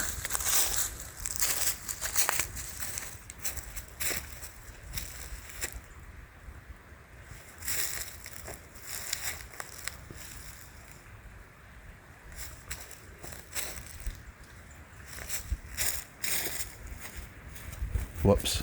What am I looking at here? Oh, there. And now she does it over to that side. And then she sets up her brand new chameleon. And that just attaches to the Dutch buckles. Red equals head.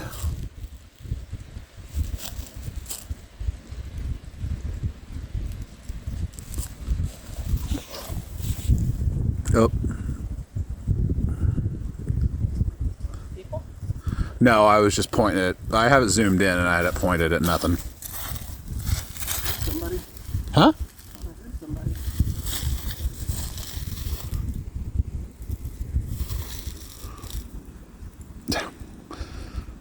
can trust that she's doing it. What do you want me to do? Do you want me to come on this? No, yeah. There you go. I just put it in. It's done. And there's her chameleon, which I'm starting to get the impression that either mine is torqued out like crazy, which it very well could be now that I'm looking at hers, because the gathered end is knotted all around the end, and mine isn't like that at all. Well, come look at mine and then come look at yours. I feel like something happened with yours, like something slipped out, or is yours like that where it's looped through? Yeah, it's like that, but it's got all that crap at the edge. It's not contained like yours. Mine's all like blown out.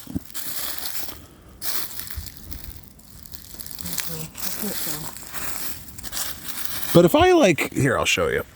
I can't ever remember. Head higher or head lower? You want it to be as even across as possible, but you can see how mine's kind of blown out compared to hers. Like my knot at the edge. So we thought maybe it was inverted, but I don't know how that's possible.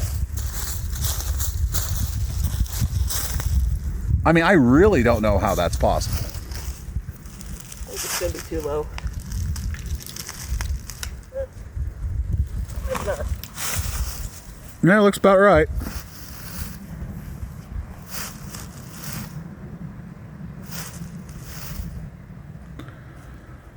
But I think your straps are up too high.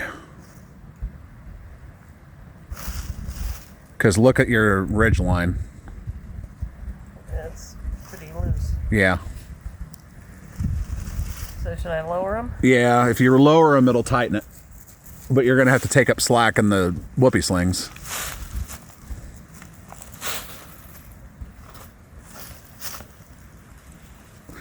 Hammock adjustment 101. I'd start at the other end because that's up pretty goddamn high. Pretty bleep high. I got to remember to stop cursing in my videos. I made a habit of not cursing in the first run, and My hands are getting cold. I started cursing. I don't want to do that.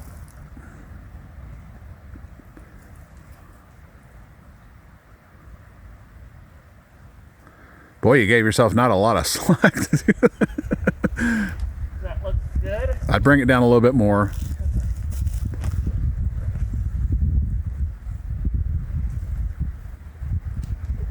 You're running high on that back end. Well, that should be fine. I'm stuck on a piece of bark. Now you're going to need to probably... Do you have room to adjust that? Whoopee thing? Yeah. Oh, yeah, you got plenty of... Yeah. Tons of room. Oh, it's burning again. That's pretty high, but if you get in, it'll come on down. Come on down. Do. There, now it's nice and taut. Not really. But it doesn't have to be super tight, is the thing. You want it to be taut, but you don't want it to be tight. You want to be able to pull down on it a little bit and it kind of snap back.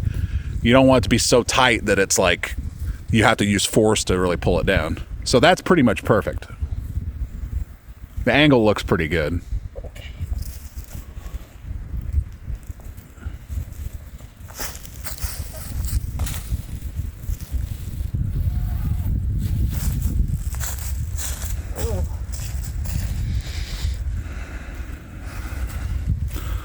And then, I don't know if she's going to put the... Well, she's putting her gloves on. I don't know if she's digging out her underquilt yet or not. Yeah, I'm taking everything out. Hands are freezing. Brr.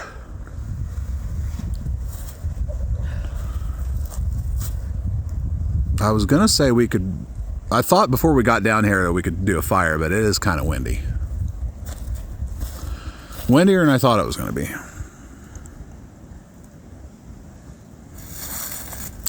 Yeah, she has a purple underquilt. The thing about the underquilt is that she used to have a gray hammock. Purple and gray. Purple and gray. You got that. I'd kick that stick out of the way because it's getting caught on your underquilt.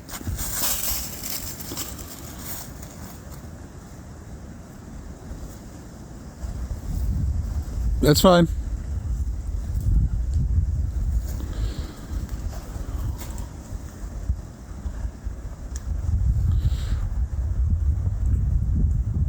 And her top quilt's purple too. Just like my underquilt is orange and my top quilt is orange. But we both have blue hammocks now for some reason.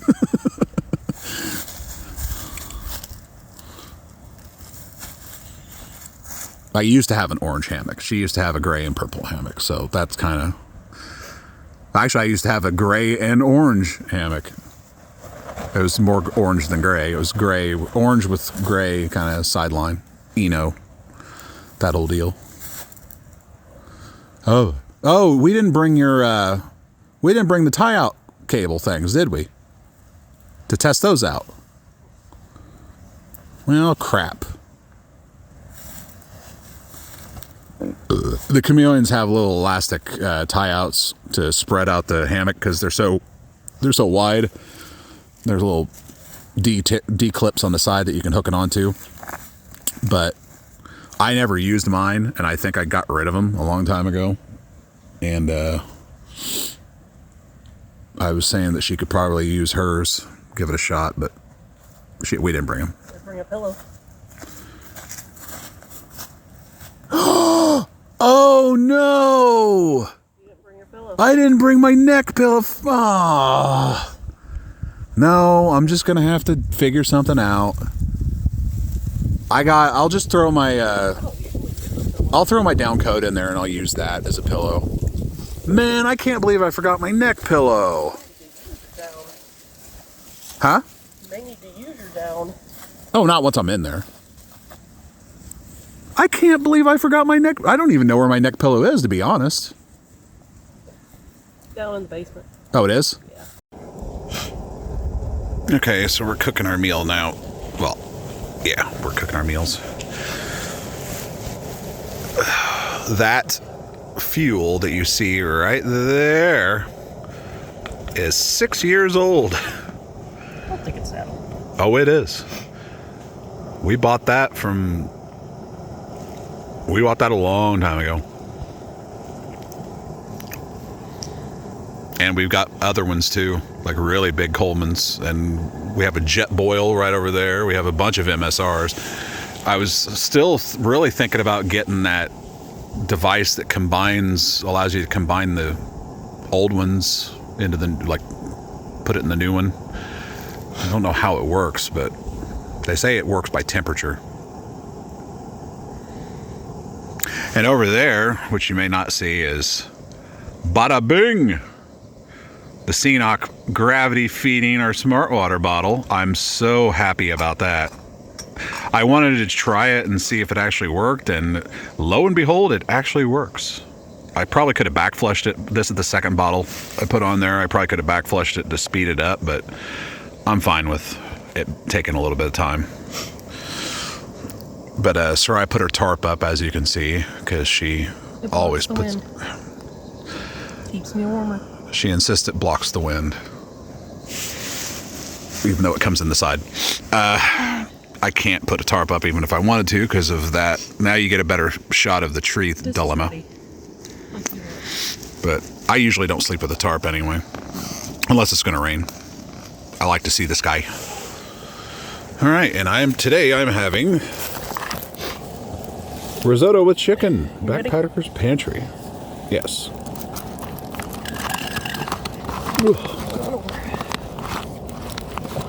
Well, I'm going to have to stop this because I have to hold this with 2 hands. In your lap, it'll keep you warm. Like I was saying, I'm having the Backpacker's Pantry risotto with chicken. I also made myself a bottle of sun-kissed orange with noon, hydration, citrus fruit. It's pretty orange. It's like nuclear orange. Sariah's having ramen bomb, which is good, but it takes a lot of water. And it's pretty cold out. Looks like the CNOC is almost empty, but the bottle is almost full. And due to those screw-on cap things being the way they are, I can't screw it all the way on. So once it fills to the top, it starts spewing it out overflowing. But I don't think it's going to overflow. I think it's actually going to fill perfectly. Maybe. If not, we'll take care of it. And then I got another bottle to fill, maybe. But we're next to a stream, which makes it so easy to do. What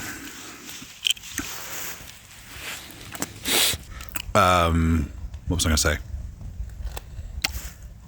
Oh, the Starrett pen.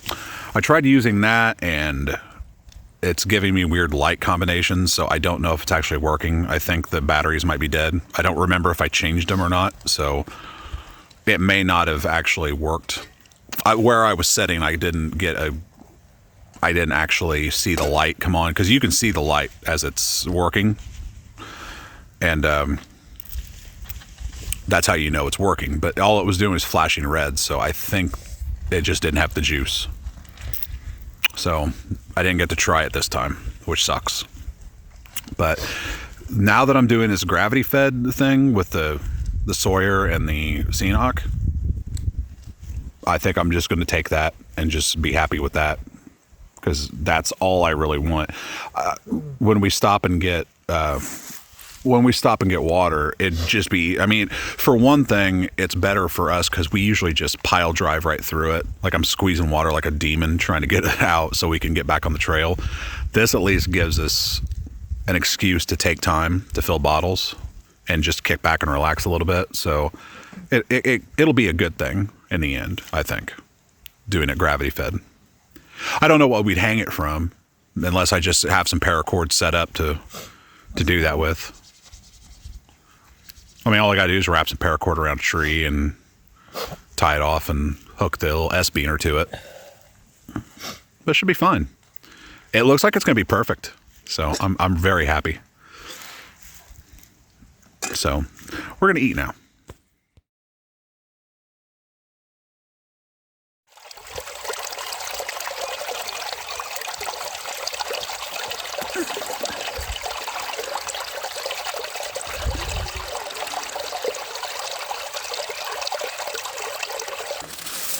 Okay, we're packed up.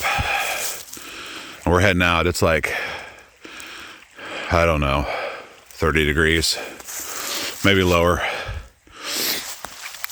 I had a comfortable night. Sariah did not. Although I woke up with all of my stuff covered in frost because I didn't put a tarp up. And now I'm frozen. After putting stuff away, I should have taped this putting stuff away, but it was too hard with all the frost and everything else. So we just concentrated on getting our stuff packed up. Now we got to make the journey out, which is only going to be about 4 miles, but we got some heavy downed limbs ahead of us that we have to traverse, and I don't know how we're going to get around it. We'll figure it out. Sorry, I was having a hell of a time putting her stuff away with those gloves on. I know the feeling. All right, we'll pick it up on the way out. All right, here's just a sample of the stuff that we had to come through. That over there. Sariah's making her way around now. We had to go down by the creek and fish our way around. It's been like this for a while though, and I don't think they're going to come through and cut this stuff anytime soon, apparently. Maybe not enough people stay down here, and I don't know why, because it's really nice down here and there's a nice water source. But with all these trees down, it really makes it difficult, especially when you're hammocking. So now we continue on. I'm not going to be, I've realized I'm not going to be taping as much because my fingers are frozen. And it's hard to hold the camera in this cold with my already frozen hand. So I may bust it back out from time to time, but having to take my gloves on and off is not great. So I don't know. Well, we're at this, we're at the creek again, and apparently due to down trees everywhere, it's widened it out considerably and created some pretty deep areas. So now we got to figure out how to get across this. We're going to try over here because we've tried all the way down there and it's just not working. So we're going to come to where it's more shallow and try to rock hop across. We may have to throw some more rocks out there or something. I don't know, but it never used to be this way. That's all there is to it. There's not enough rocks. There's some pretty big rocks down there. We could grab them and... Where? Right down there to the right. See those two side by side? We could chuck those in there and step on those. Have you felt how heavy these rocks are? I can grab them. I'll go get it. Okay, we got across, but my feet went in. I rolled on a rock and down I went. So, not down, but into the water. So my feet are thoroughly wet now. That's okay. We only got about 4 miles to go before we get out of here. So I'm gonna keep on trucking. There's not much to see. There really isn't. And I gotta do this without my gloves on because, well, I can't operate the camera without my mitts or with my mitts on. So.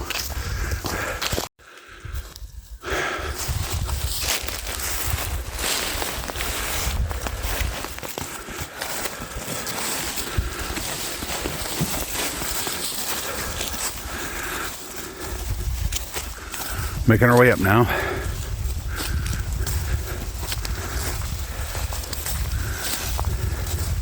I can finally take my gloves off because my hands feel like they're starting to get a little moist from sweat climbing. I know my flannel is going to be moist because I also have my puffer coat on, and that's keeping all my moisture inside.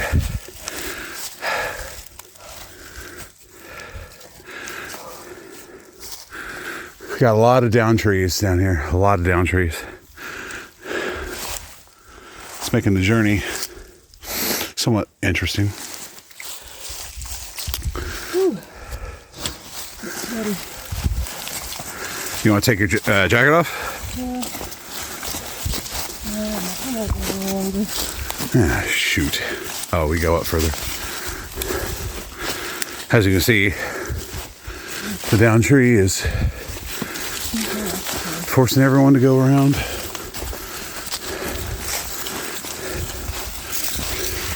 And there's a pretty clear path. Some of the paths are even more well-worn than this, so the trees must have been down for longer. I just think they haven't been coming out here and doing anything, which is a real shame.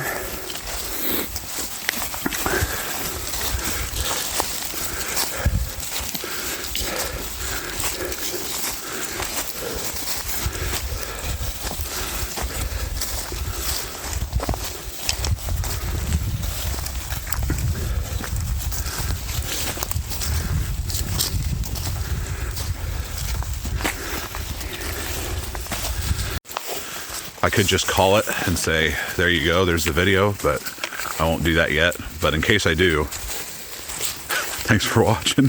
I don't know. But we'll see.